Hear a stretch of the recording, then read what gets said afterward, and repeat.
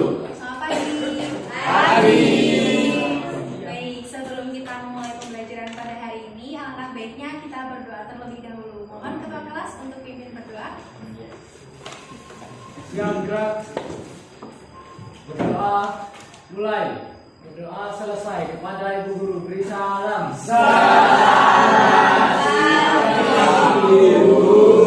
Ya, selamat pagi. Kira-kira hari ini apakah ada yang tidak masuk? Aulia.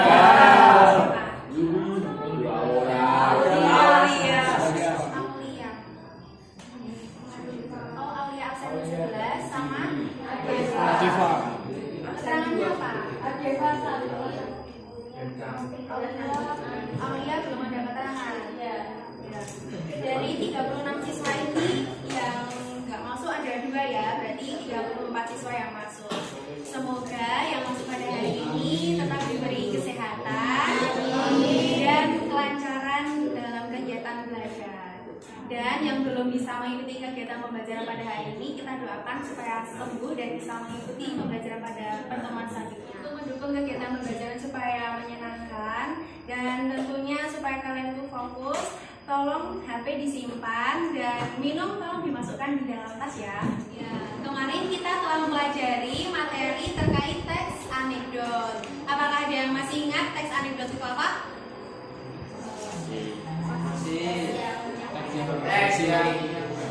Ya, betul sekali, teks yang menyampaikan terkait kritik melalui humor atau lelucon. Nah, kali ini kita akan mempelajari terkait teks, tapi teksnya itu berbeda dari teks anekdot, yaitu teks eksposisi. Ada yang pernah mempelajari teks eksposisi? Mungkin di SMP kalian pernah mempelajarinya?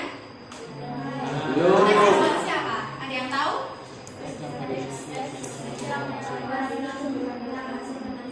Iya, betul sekali. Teks yang memberikan informasi terkait hasil penelitian. Sebentar, saya akan memutarkan PPT eksposisi. Pengertian dari teks eksposisi yaitu teks yang memaparkan suatu gagasan atau temuan berdasarkan hasil penelitian atau suatu peristiwa. Jadi di sini teksnya itu memuat hasil penelitian, berbeda dengan teks anekdot yang menyampaikan sebuah kritik melalui lelucon atau humor. Tujuannya itu untuk menjelaskan dan menyampaikan informasi secara rinci berdasarkan argumentasi yang kuat, akan tetapi tidak memihak. Mungkin ada yang bisa ditanyakan terkait tujuan dari teks eksposisi? Ada yang mau bertanya? Ya, silakan. Ya, mengapa teks eksposisi itu argumentasinya tidak boleh memihak? Jadi, teks eksposisi itu argumentasinya itu harus dibangun sesuai hasil penelitian atau secara objektif ya, tidak boleh memihak karena harus dituliskan berdasarkan fakta, berdasarkan hasil dari penelitian. Bisa dipahami? Ya. Baik, lanjut. Nah, dalam menulis sebuah teks eksposisi itu harus sesuai dengan struktur, yaitu ada pernyataan pendapat atau tesis, kemudian yang kedua ada argumentasi atau hasil penelitian, dan yang ketiga ada penegasan ulang atau simpulan. Pernyataan pendapat atau tesis ini berisikan topik yang telah dipilih. Jadi, topik apa yang ingin kita angkat, jadi harus kita uraikan dalam bagian tesis. Kemudian yang kedua ada argumen atau hasil penelitian. Nah, hasil penelitian di sini kita cantumkan kira-kira kita meneliti tentang apa. Dicantumkan pada bagian kedua, argumen atau hasil penelitian. Kemudian yang ketiga ada penegasan ulang atau simpulan. Nah, penegasan ulang atau simpulan ini bertujuan untuk menegaskan pendapat awal, berisi tentang saran ataupun rekomendasi dan solusi. Ada yang mau ditanyakan terkait struktur? Ya, silakan. Apakah dalam isi teks eksposisi harus sesuai strukturnya? Ya, seperti yang telah saya jelaskan tadi ya, dalam menulis teks eksposisi itu harus sesuai dengan struktur, harus urut sesuai dengan unsur-unsur yang dibangun dalam satu teks. Apa saja tadi strukturnya?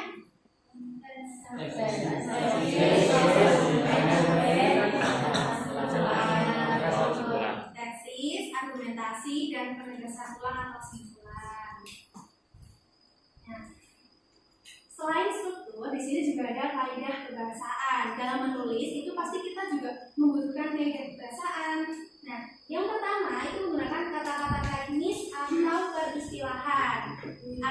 kata-kata itu tuh memiliki arti tersendiri sesuai dengan arti objeknya. Misalnya penebangan liar, hutan lindung, sektor kehutanan, ada polusi, populasi, seperti itu. Bisa dipahami?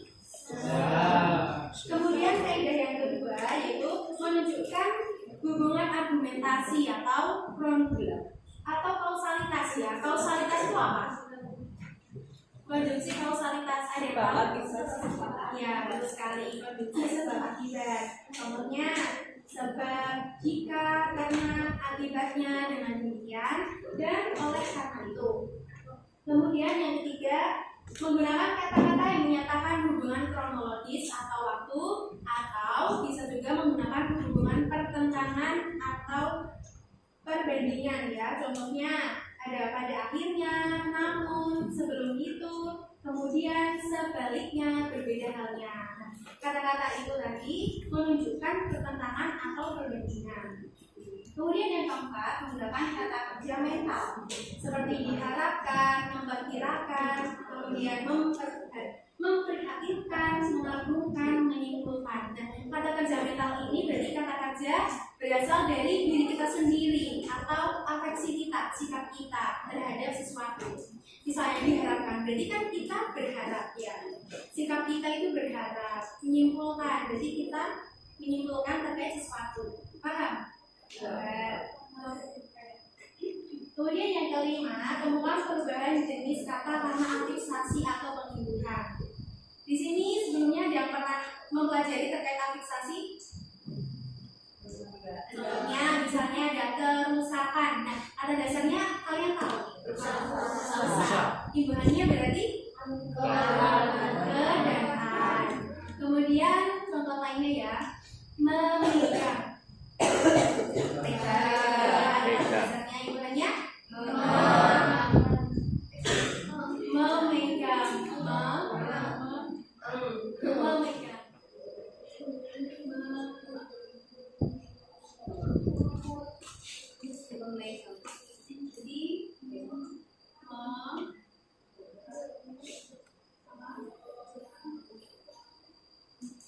Pegang.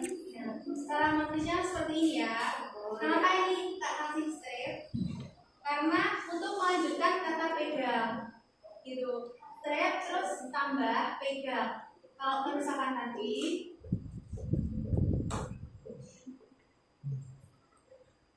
jadi gimana tulisannya?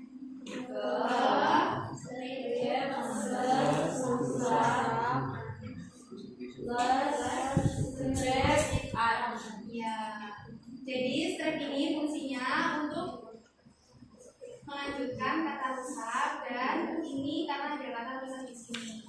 Gitu, paham? Ya.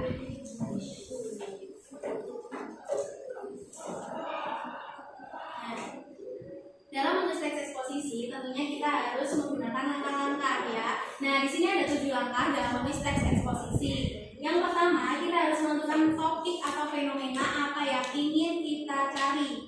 Kemudian, yang kedua, tentukan siapa yang akan menjadi responden kita.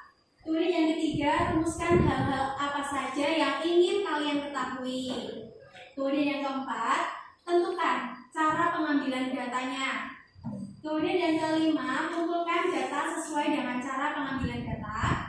Dan yang keenam, olah data yang telah kalian dapatkan. Kemudian yang ketujuh, tahapan terakhir, sajikan data dalam bentuk teks eksposisi yang disusun secara apa? Ya, secara urut sesuai dengan urutnya. Apakah ada yang ingin ditanyakan? Sudah paham? Ya. Di sini saya punya contoh. Jadi kalian menganalisis terkait dengan teks eksposisi ya. Ini satu sub berkelompok jadi 4 orang, depan 8 bersama depan orang. Yuk sekarang berkelompok. Oh ya, yuk berkelompok yuk.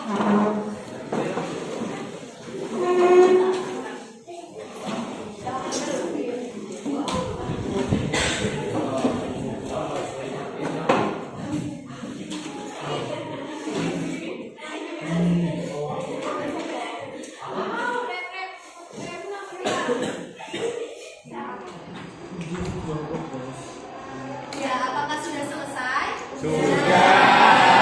Nah, kita analisis bersama ya. Ya. Baik, judulnya pembangunan dan bencana lingkungan. Kira-kira tesisnya terdapat pada paragraf berapa? Paragraf berapa? Ya, betul sekali, paragraf 1. Kemudian argumentasi, paragraf berapa? 2. Sampai 6. Ya, betul, 2 sampai 6. Kemudian penegasan ulang atau simpulan, paragraf berapa? 7. Ya, paragraf terakhir. Kenapa? Paragraf 1 dinamakan tesis.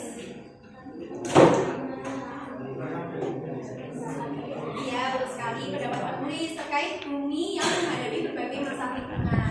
Kemudian ada argumentasi. Kenapa? Alasannya apa? Dipaparkan apa di situ? Data. Data. Contohnya?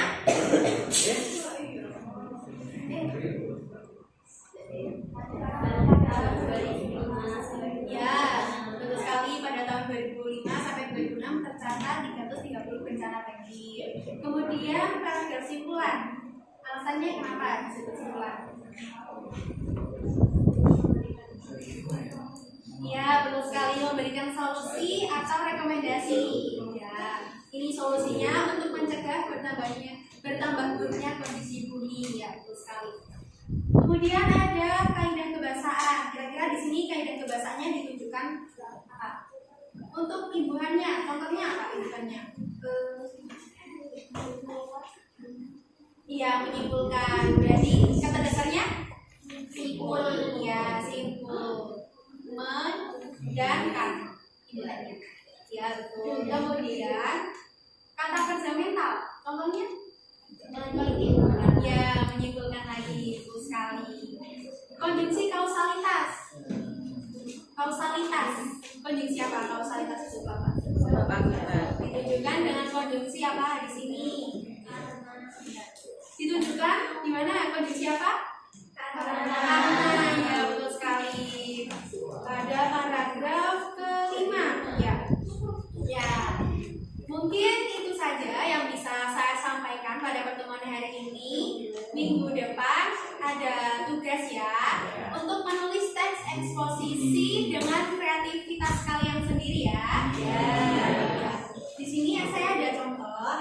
Nah, seperti ini ya contohnya. Nanti kalian bisa menulis seperti ini, judul, kemudian paragraf 1, paragraf 2, paragraf 3. Ditulis sesuai dengan ejaan yang baik dan benar. Paham?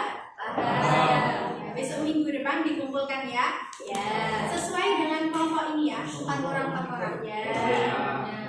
Nah, kiranya itu tadi yang bisa saya sampaikan. Kira-kira tadi kita membahas apa saja? Teks eksposisi. Ya, kemudian teks eksposisi apa? Saya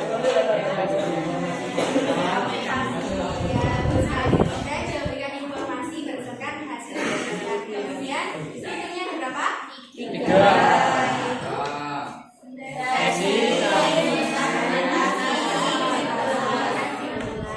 Sekali. Kemudian langkah-langkah teks eksposisi untuk menulisnya itu ada berapa? 7. Pertama menentukan topik. Kemudian yang kedua menentukan ya. Kemudian yang ketiga kemudian yang keempat cara pengadaan. Yang kelima mengumpulkan data. Yang keenam mengolah data. Dan tahapan yang terakhir menyajikan teks eksposisi. Seperti besok tugasnya ya, menyajikan teks eksposisi dalam bentuk teks. Nah, kiranya itu tadi yang bisa saya sampaikan. Mungkin kurang lebihnya saya mohon maaf apabila ada kesalahan. Mohon ketua kelas bisa menyiapkan gerak. Siap gerak. Kepada Ibu Guru, beri salam.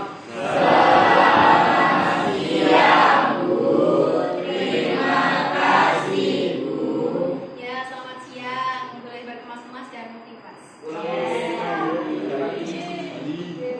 Balik.